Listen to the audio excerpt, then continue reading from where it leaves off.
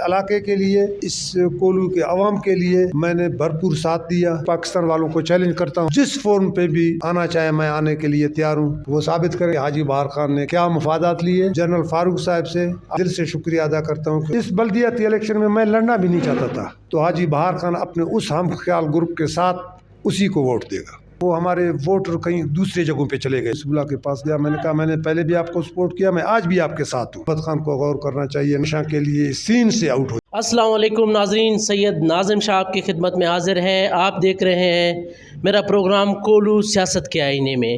یقیناً ناظرین، general election قریب ہے، گہما گہمی ہے، سیاسی گٹھ جوڑ اب سے ایک ہفتہ بعد میں شروع ہونے والے ہیں۔ میرے ساتھ ایک قبائلی شخصیت موجود ہیں جو کسی تعارف کے محتاج نہیں ہے، جو ہمیشہ سیاسی جو ہے گراؤنڈ میں رہے ہیں، سیاسی طور پر جو ہے سیاسی دسترس رہا ہے اس کو، اور ایک سرکاری ملازم بھی رہ چکے ہیں۔ گراں قدر خدمات ہیں اس شخصیت کے۔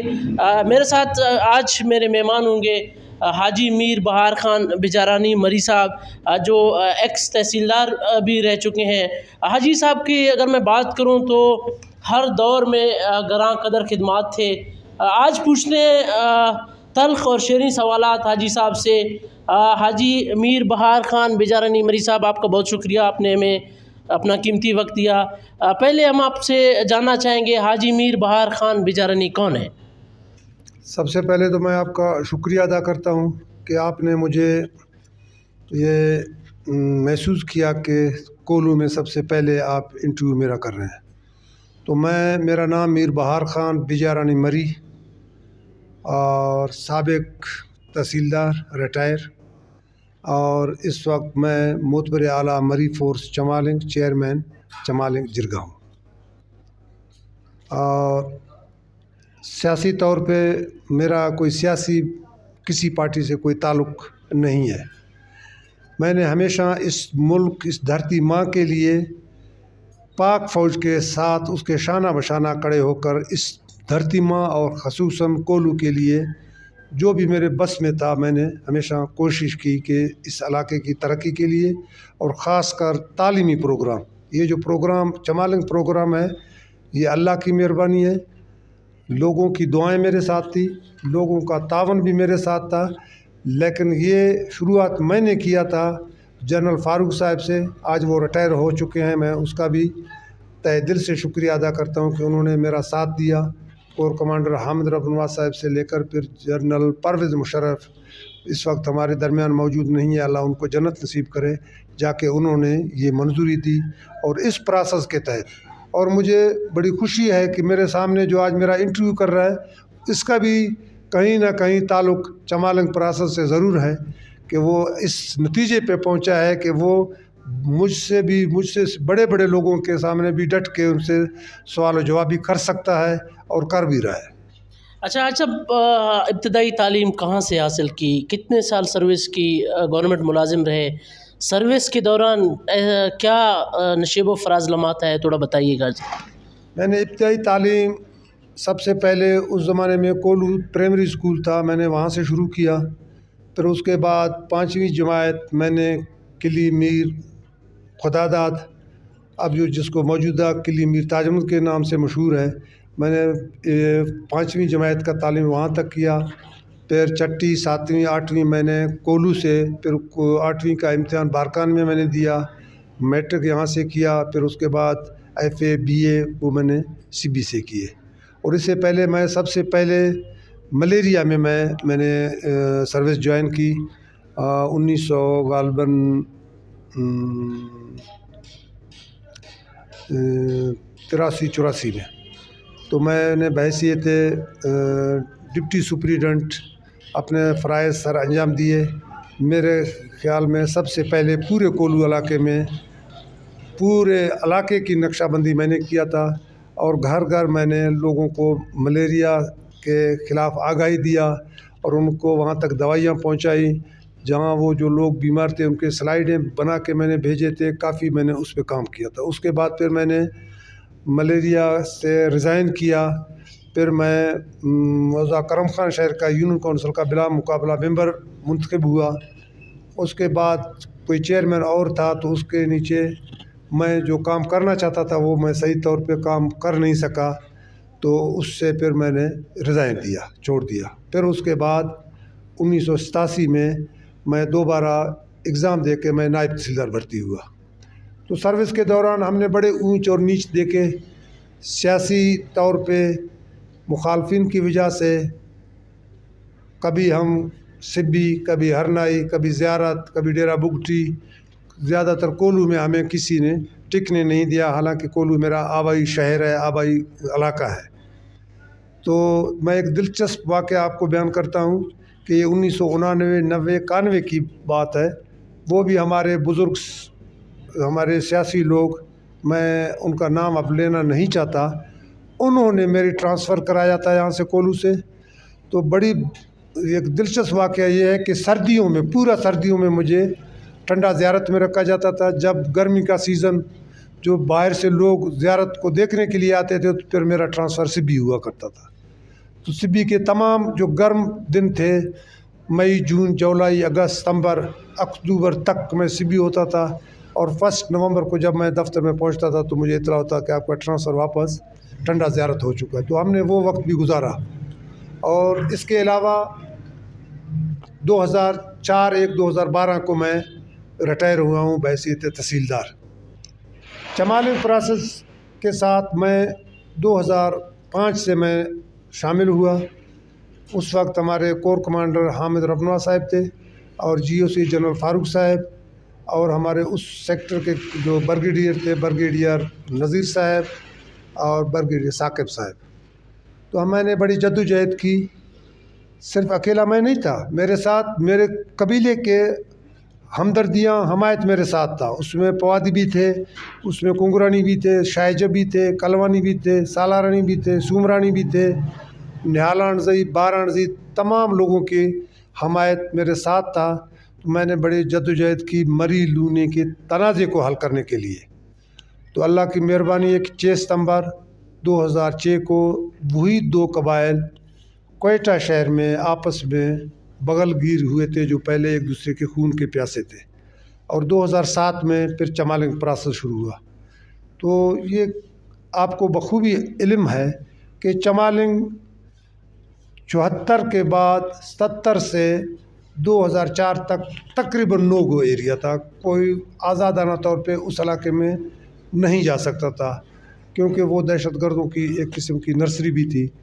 تو 2006 میں میرا ذاتی طور پہ چمالنگ میں کوئی زمین نہیں ہے، لیکن میں نے جو ساتھ دیا یا کام کیا، تو میں نے اس دھرتی کے لیے، اس علاقے کے لیے، اس کولو کے عوام کے لیے میں نے بھرپور ساتھ دیا۔ میں نے بڑی مخالفتیں اٹھائیں، میں نے بڑے بڑے چیلنج لیے، میں نے مڑ کے پیچھے نہیں دیکھا۔ تو آرمی کے ساتھ وہ آفیسر آج بھی موجود ہیں کہ چمالنگ میں سب سے پہلے کوئی سیولین کوئی شخص ان کے ساتھ شامل تھا تو وہ بندہ ناس چیز تھا۔ لیکن افسوس سے کہنا پڑتا ہے کہ میں نے جو قربانیاں دی ہیں، میں کسی کا نام نہیں لینا چاہتا۔ ماضی میں ان لوگوں کا میں ہراول دستے کا آدمی میں تھا، بلکہ پورے بجارنی قوم کا سپوکس مین میں تھا۔ ہر پلیٹ فارم پہ جہاں پریس کانفرنس کرنا پڑتا تھا، یا تقریر کرنی پڑتی تھی، یا ریلی نکالنا پڑتا تھا، تو سب سے پہلے ہراول دستے کے طور پہ آگے میں تھا۔ تو بڑے افسوس کے ساتھ مجھے کہنا پڑتا ہے کہ انہوں نے بھی مجھے نظر انداز کیا۔ جب وہ حالات عروج پر آئے تو پھر میں گوشہ نشین ہوا۔ اچھا، تھوڑا یہاں پہ انٹرپٹ کروں گا، آپ نے بڑی اچھی بات کی، اور میں اس سوال کی جانب آنا چاہ رہا ہوں۔ آپ نے ہمیشہ پاکستان زندہ باد کا نعرہ لگایا، پاکستان کے پرچم کو اپنے سینے میں لگایا۔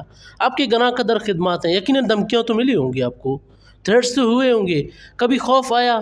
یا اس جو قربانی آپ نے دی ہے، جو پاکستان زندہ باد کا نعرہ اس وقت لگانا گناہ کبیرہ سمجھا جاتا ہے، لیکن آپ نے اس ٹائم بھی پاکستان زندہ باد کا نعرہ لگایا، صلہ کیا ملا؟ سب سے پہلے بات تو یہ ہے کہ میں نے جب یہ پاکستان زندہ باد، پاکستان پائندہ باد، افواج پاکستان زندہ باد اور پاکستان کے ہلال سبزی پرچم کو میں نے بلند کر کے میں جب ریلی کے آگے ہوتا تھا، تو میں نے کبھی یہ سوچا بھی نہیں کہ میں کسی مفاد کے لیے یہ کام کر رہا ہوں۔ میں یہ سمجھتا تھا کہ میں سمجھتا بھی تھا اور سمجھتا ہوں بھی کہ یہ میرا فرض، یہ دھرتی ماں पाकिस्तान मेरा धरती माँ है, वो मेरा मुल्क है, बलूचिस्तान मेरा घर है।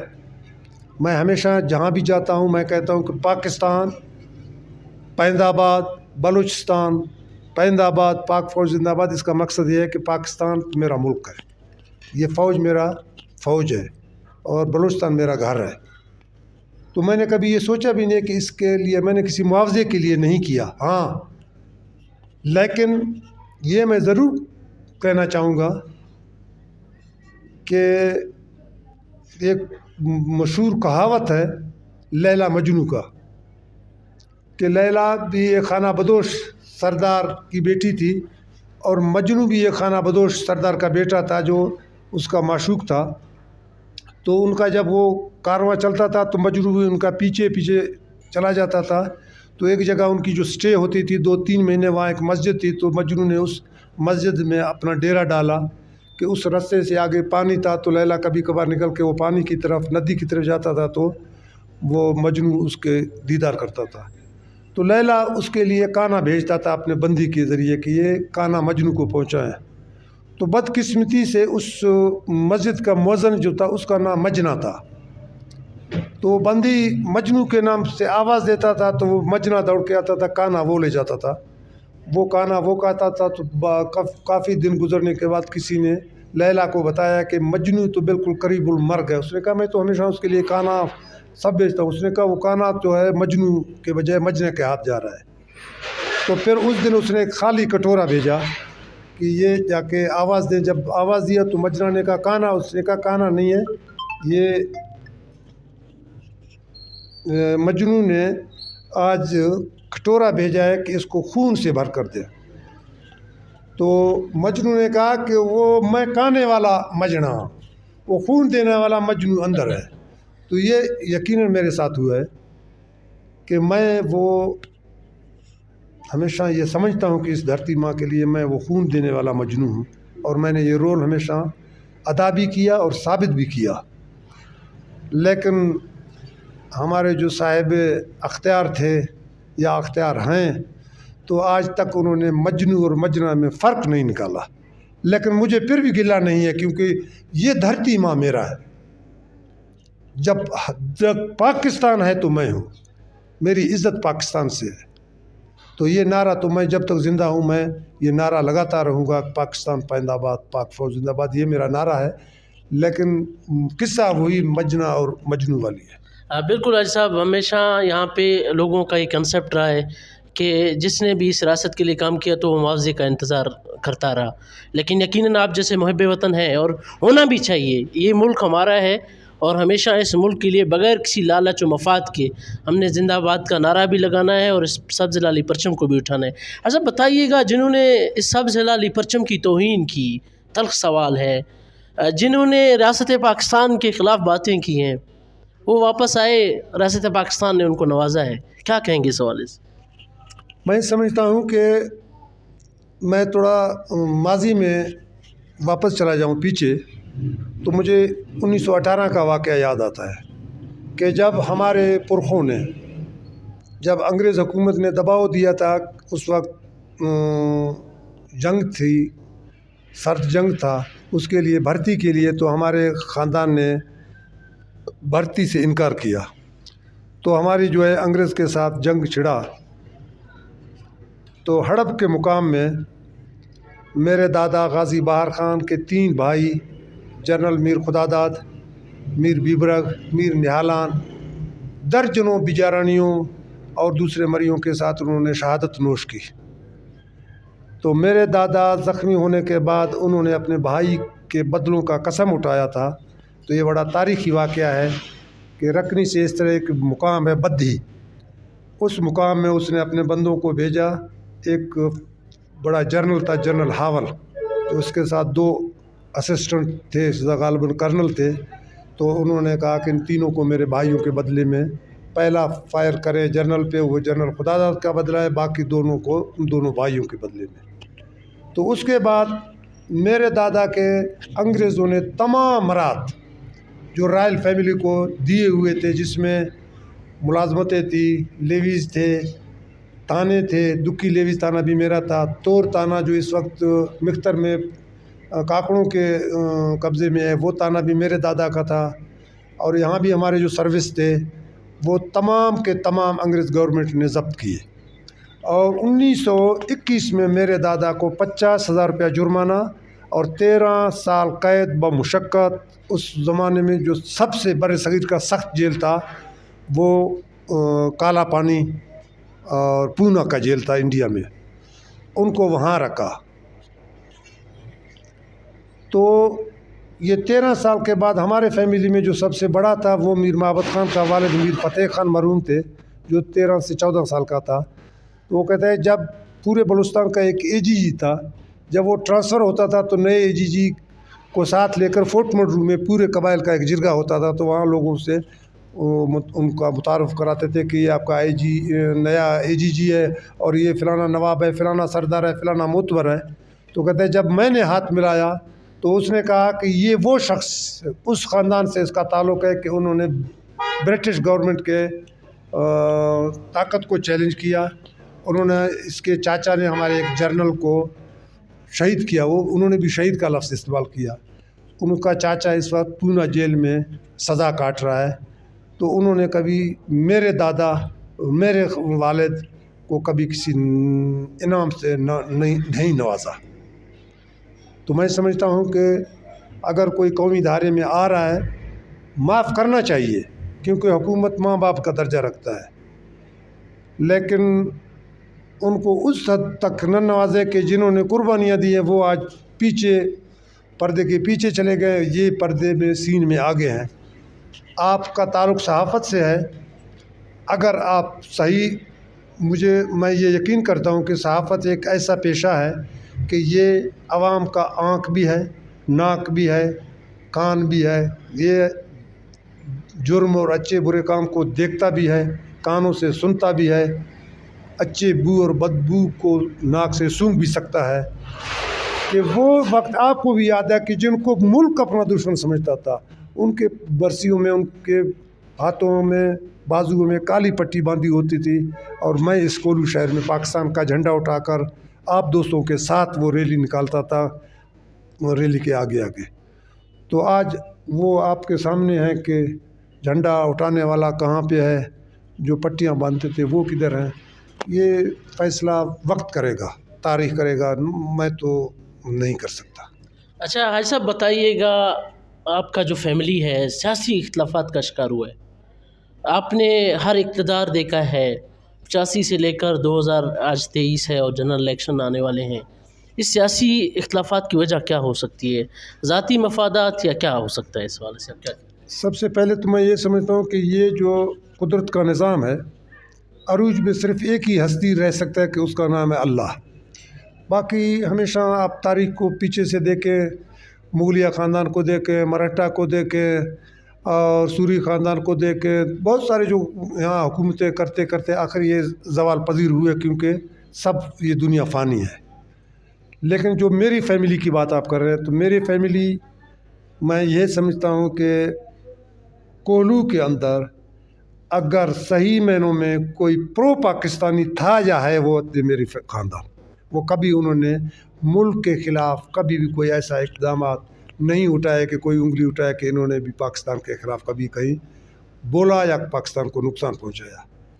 لیکن افسوس سے کہنا پڑتا ہے کہ میری خاندان جو ہے وہ اناپستی، خود غرضی، بلکہ میں کہتا ہوں پیٹ پرستی کی طرف ان کا رجحان زیادہ ہوا، اس وجہ سے وہ بیک میں چلے گئے۔ نہیں تو سب سے زیادہ قربانیاں، میں یہ نہیں کہتا ہوں کہ آج آپ نے اچھے کپڑے پہنے ہوئے ہیں یا آپ کے پاس گاڑی ہے یا آپ کے ایسا کوئی کاروبار ہے کہ وہ فتح خان جی نے دیا ہے، لیکن فتح خان جی کا رول اس میں ضرور شامل ہے، کیونکہ ہمیشہ چیلنج کے سامنے یہ خاندان ہمیشہ کھڑا رہا۔ اس کی وجہ سے آج کولو اور خصوصی طور بجا رانی، پورے بلوچستان میں بجا رانی قبائل میرے سمجھ سے سب سے بہت آگے ہے، اسی وجہ سے کہ اس خاندان نے قربانی دیا تھا۔ اب افسوس سے کہنا پڑتا ہے کہ خاندان بکھر گیا، ان کا شیرازہ بکھر گیا۔ میں اس کا बरमला, कोई खुश हो नाराज़ हो।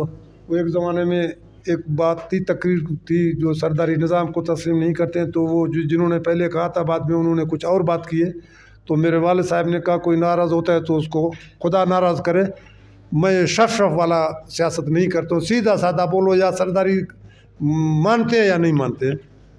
तो मैं इसका सबसे जो फ़तेह खान जी का जो कबीला है, इसके ज़िम्मेदार मैं मीर फ़तेह खान के घराने को ठहराता हूँ, और उसका ज़िम्मेदारी मैं मीर माबद खान पे डालता हूँ।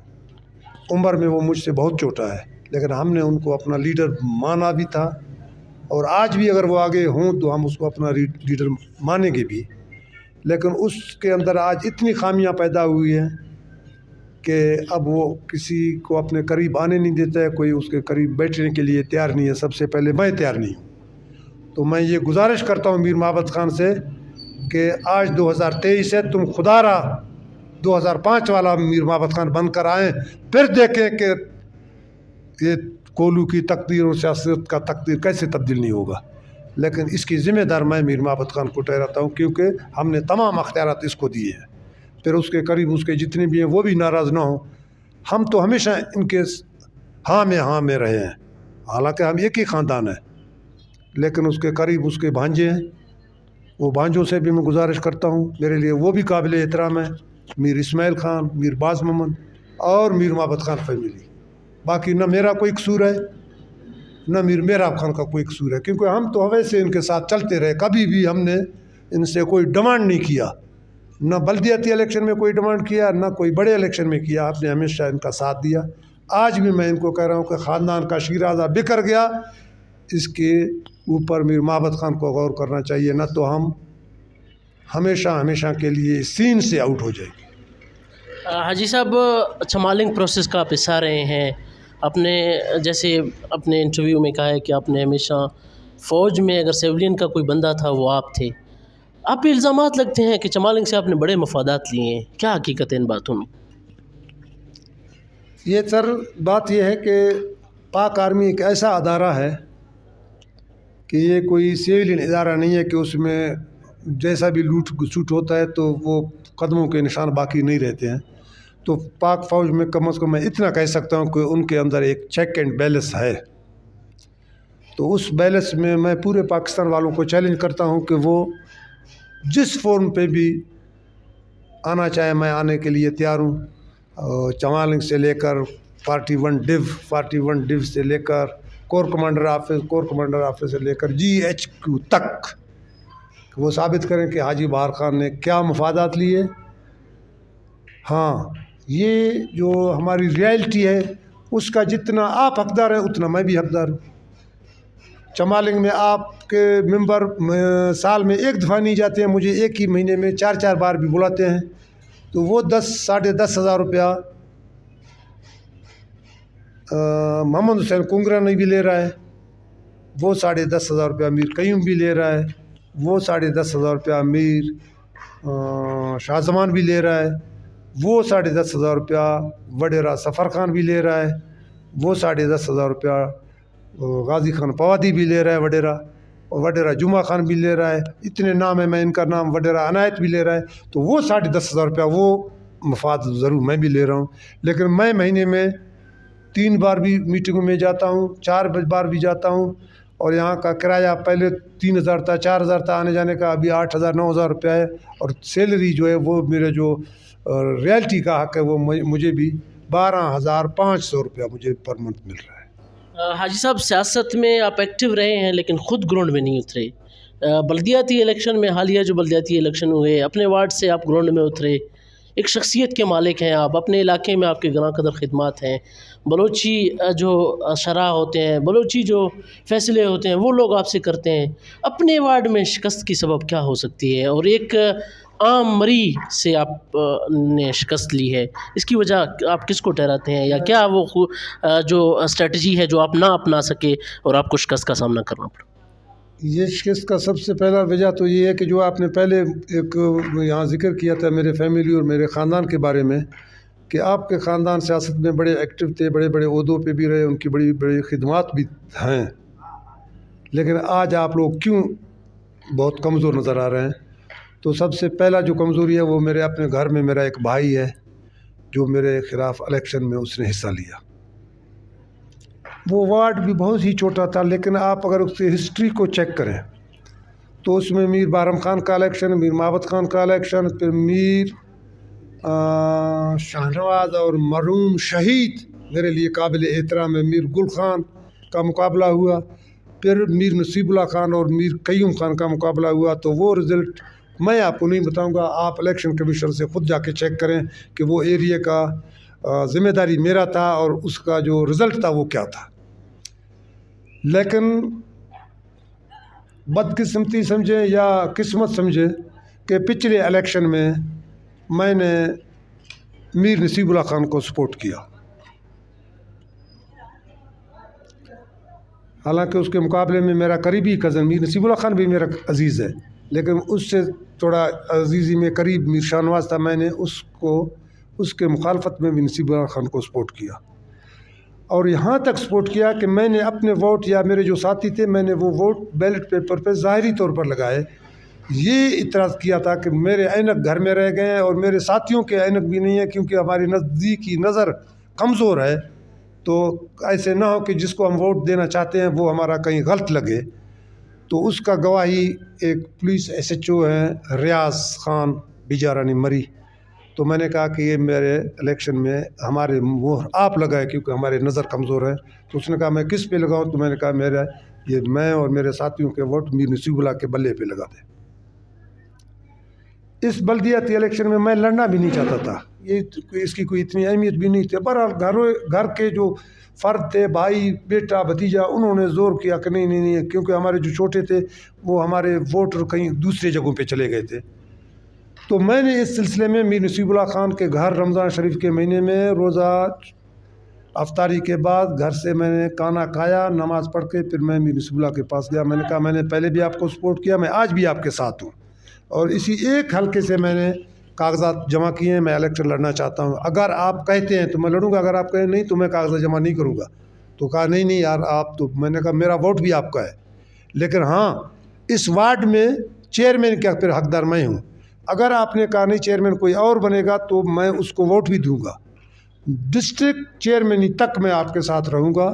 جب یہ سارا پروسیس یہ مرحلہ ختم ہوگا تو اس چیئرمین کے نیچے پھر میں ممبری نہیں کروں گا، استعفیٰ پھر بھی لا کر آپ کو دوں گا.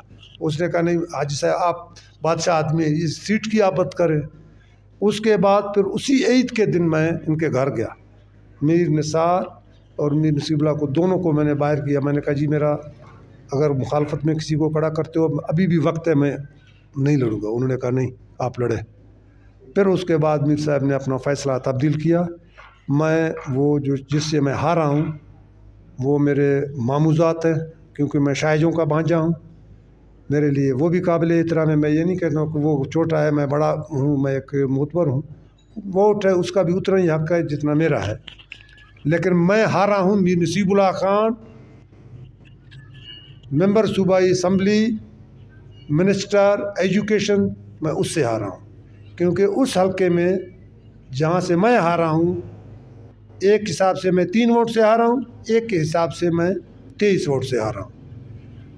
کیونکہ 12 ووٹ میرے بھائی نے لیے اور 8 ووٹ میرے بھائی نے ضائع کرائے، یہ ہو گئے 20. تو وہ 23 ووٹ سے مجھ سے جیتا تھا.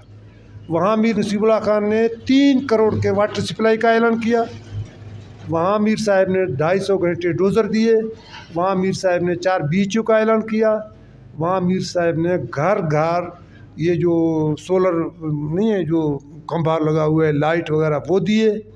اور الیکشن کے دن اس کے کینڈیڈیٹ نے جو لیڈیز ووٹر تھے دائیں بائیں کر کے 2-2 ہزار ان کو بھی دیے. اس کے باوجود میں یہ سمجھتا ہوں کہ میں ہارا نہیں، میں جیتا ہوں، کیونکہ وہ اس وقت کے موجودہ منسٹر بھی تھے، اس کے پاس تمام وسائل بھی تھے، وہ اسکیمیں بھی دے سکتے تھے، اور وہ انہوں نے سب کچھ کیا، میں اس لیے ہارا ہوں.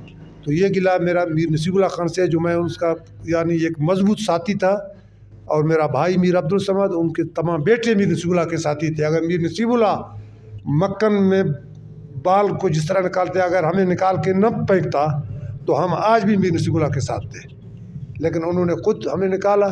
اب ہم آزاد پنچھی ہیں، ہماری مرضی ہے، ہم جہاں جس منڈور پہ بیٹھنا چاہیں ہم اسی میں بیٹھیں گے۔ حاجی صاحب، سیاست کے ہر دور آپ نے دیکھے، ایم پی اے شپ دیکھے، بلدیاتی الیکشن دیکھے، میں ماضی میں زیادہ نہیں جانا چاہوں گا، 3 دور، منسٹر سپورٹ امیر شاہ نواز مری صاحب، منسٹر ایریگیشن نواب چنگیز مری صاحب، اور minister health and minister education Mir Naseebullah مری صاحب، تینوں دور کی اگر موازنہ کیا جائے تو کس دور کو آپ بہتر قرار دیتے ہیں؟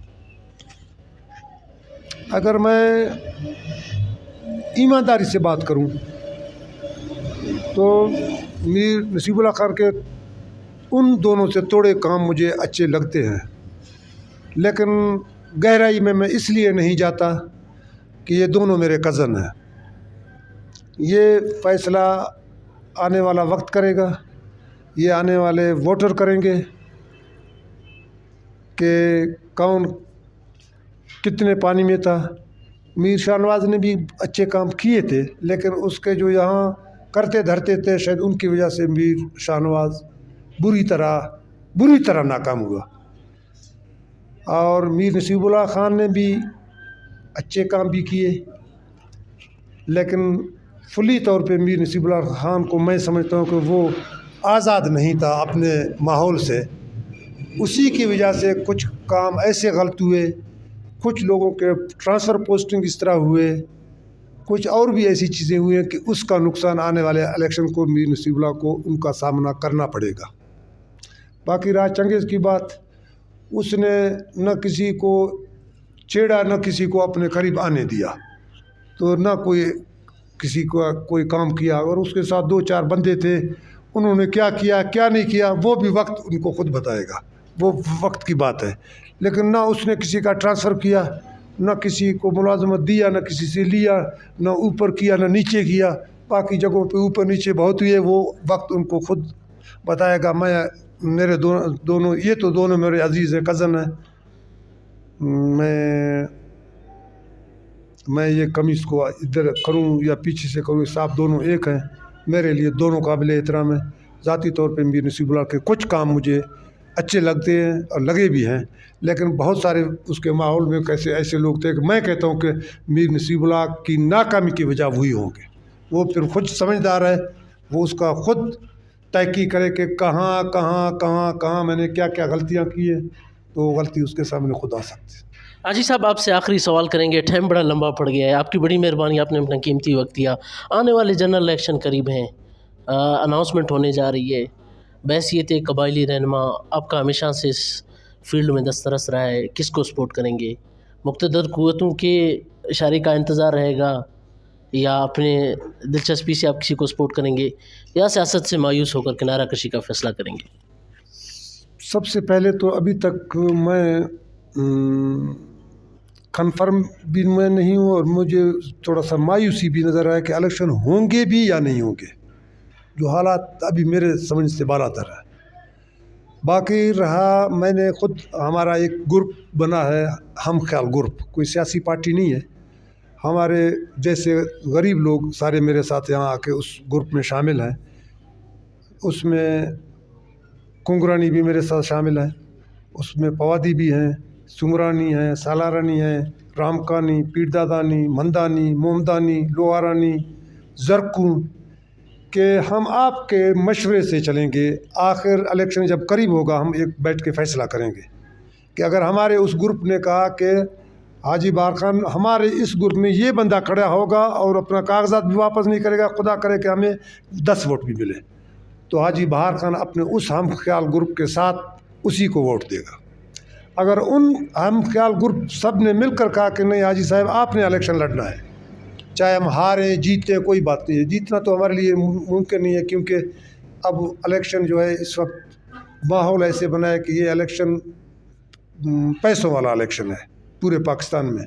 اب اس چیز کو کوئی نہیں دیکھتا کہ کون میرے لیے اچھا کام کرتا ہے کون نہیں کرتا ہے، صرف دنیا پیسے کو دیکھتا ہے، تو قدر پیسے کا ہوا ہے، انسانیت کا قدر نہیں ہے۔ آپ یہاں ایک سرمایہ دار کسی مراسی کو لائے، اچھے کپڑے پہنے، اس کے پاس پیسے ہیں تو سارے اٹھ کے دونوں ہاتھوں سے اس سے ہاتھ ملاتے ہیں۔ میں اور آپ اگر ہمارے پاس پیسے نہیں ہم جائیں گے تو کچھ کرسی سے اٹھنا بھی ان کے لیے مشکل ہو جاتا ہے۔ تو اگر انہوں نے کہا کہ حاجی بہار خان آپ نے لڑنا ہے تو حاجی بہار خان آخری دم تک لڑ گیا. خدا کرے کہ ایک ووٹ تو میرا اپنا ہے, وہ تو اس میں پڑے گا. سپورٹ ابھی اس وقت میں اس پوزیشن میں نہیں ہوں کہ ہم کس کو سپورٹ کریں.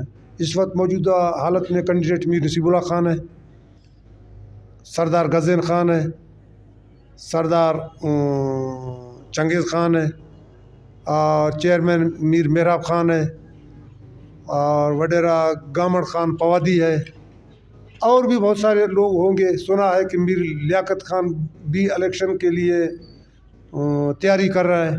تو اب اس وقت کچھ کہنا قبل از وقت ہے. وہ وقت آنے پہ اپنے اس گروپ میں کوئی میر معتبر کا کوئی بیٹا شامل نہیں ہے, کسی سردار کا بیٹا شامل نہیں ہے, کہ وہ کوئی وڈیرا نہیں ہے. سارے ہمارے آپ جیسے غریب لوگ ہیں. ان غریبوں نے مجھے جو بھی رائے دی میں انہی کے ساتھ چل کر انہی کو سپورٹ کروں گا. ہاں, وہ جو ہمارے گروپ ہے انہوں نے کہا کہ جی ہم نے سردار چنگیز کو سپورٹ کرنا ہے, پھر بھی میں ان کو ساتھ لے کر چنگیز کے ساتھ بیٹھوں گا, اور قرآن پہ ہاتھ رکھواؤں گا اس سے بھی, اور خود بھی رکھوں گا کہ ہمارے جتنے ووٹ ہیں قرآن پہ ہاتھ رکھ کر وہ ووٹ کہیں بھی نہیں جائیں گے تمہارے ہیں. اور تم سے بھی قرآن پہ ہاتھ رکھ کر یہ عہد لیں گے کہ جو ہمارے جائز حقوق ہوں گے سروس میں جو بھی ہوں گے آپ وہ ہمیں ہمارے ان بندوں کو دیں گے. یا نصیب اللہ خان ہو یا میر محبت خان کو ہو سکتا ہے, کہتے ہیں کہ پہلے نااہل تھے اہل ہو جائیں گے, وہ ہو, یا میر لیاقت ہو. اب جس طرح پہلے جس کے لیے ہم دوڑتے رہے, اب ہم بوڑھے ہو گئے, اس طرح اب ہم دوڑ نہیں سکتے ہیں. اب حالات کو دیکھ کر دوڑیں گے. آپ اس بات کے گواہ ہیں کہ 14 اگست کا جھنڈا یہاں پاکستان کے ڈی سی اپنے دفتر میں نہیں لگاتے تھے. اس وقت کے کرنل عطا صاحب اور میجر حیدر بنگش کہ بولا کل 14 اگست ہے, جھنڈے نہیں لگا رہے ہیں کولو میں, صرف ایک جھنڈا اس کے اوپر تھا. اگر آپ کو بھی میرے خیال میں نظر آ رہا تھا, میں نے کہا جھنڈے ہم لگائیں گے. میر ذوالفقار شہید میرے ساتھ تھا, حیدر بنگش ہمارے ساتھ, پورے کولو میں یہاں سے ونگا, مستوکلی دربار, تمبو, اس پورے ایریے میں ہم پاکستان کے جھنڈے 14 اگست میں لگاتے ببر تک ہم نے لگائے. تو میں ان سے بھی اپیل کرتا ہوں, میں یہ نہیں کہتا ہوں کہ حاجی بہار خان کو کوئی دولت دو, دھن دو, پیسہ دو, لیکن جن کی قربانی ہے صرف حاجی بہار خان کی نہیں, اور بھی بہت سارے لوگ ہیں. کسی نے میڈیا کے تھرو قربانیاں دی ہیں, کسی نے میری طرح ریلیاں نکال کے, وہ ریلی کو آگے کور کرنے والے بھی, وہ بھی ایک قربانی تھی.